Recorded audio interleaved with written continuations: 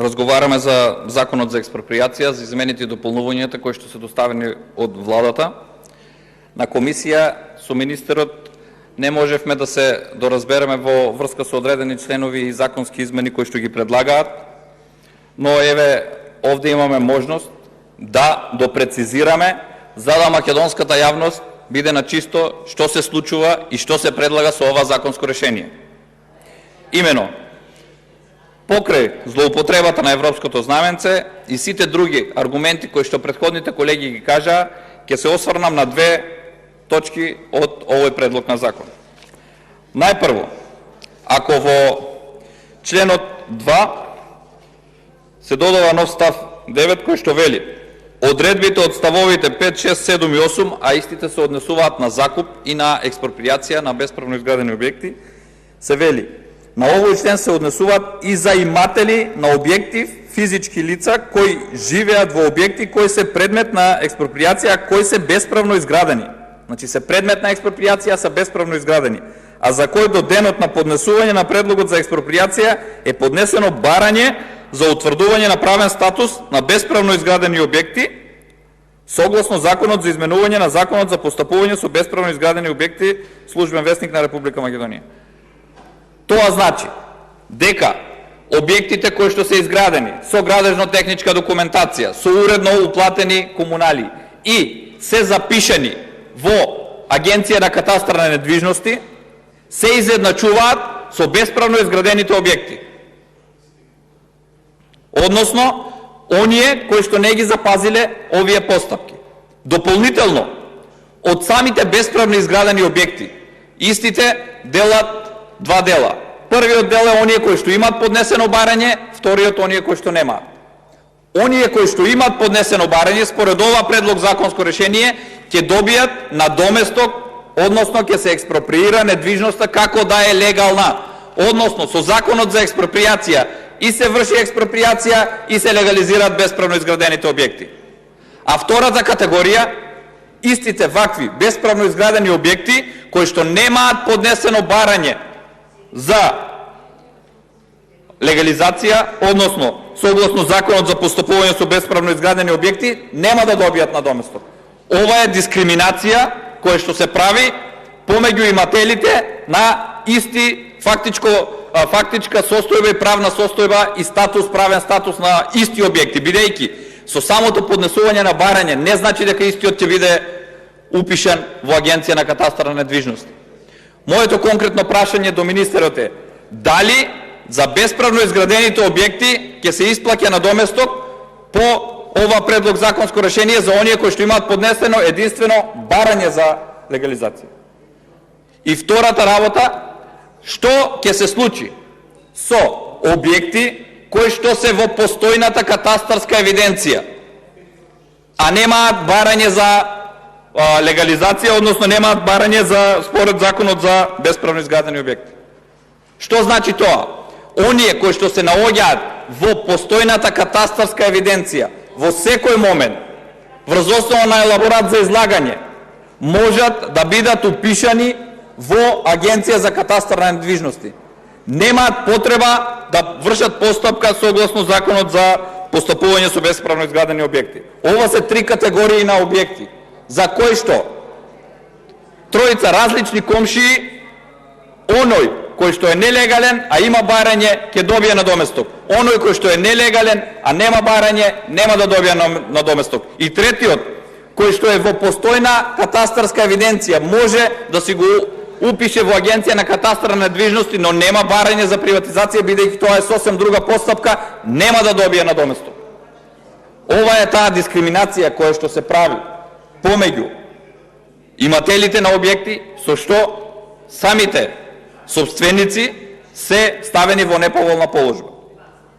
Тоа е од една страна ова дискриминација и сите оние кои што тврдат тука и колегите кои што излегуваа на реплики тврдат дека овие измени се однесувале единствено на закупот кој што бил предвиден за бесправно изградени објекти до моментот на реализација и така натаму. Не е точно. Во самиот член 10 вели, цитирам: имателите на објекти од ставот 9 на овој член потребно е да поседуваат доказ за собственост на земјиштето на кое се изградени бесправно изградените објекти, а се предмет на експроприација, и доказ за поднесено барање за утврдување правен статус за бесправно изградени објекти. Тоа што го образложив.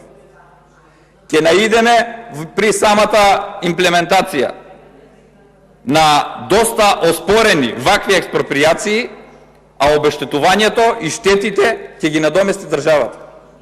И затоа всушност немаат предвидено колку се ќе се потроши за експроприација, бидејќи не само од надоместокот кој што ќе се утврди преку управата за имотно-правни, туку ќе имаме и судски спорови во кои што сумата нема да се знае колкава ќе биде, бидејќи овие иматели на објекти се ставени во различна положба, а формално правно и фактичката состојба за сите еден од нив е иста. Истите не се упишани во Агенција на катастар на недвижности, односно не постои податок. И оној кој што ќе врши проценка има слобода на одлучување и толкување во проценувањето како што тој сака. Зошто? Бидејќи не може да има надзор над неговата работа.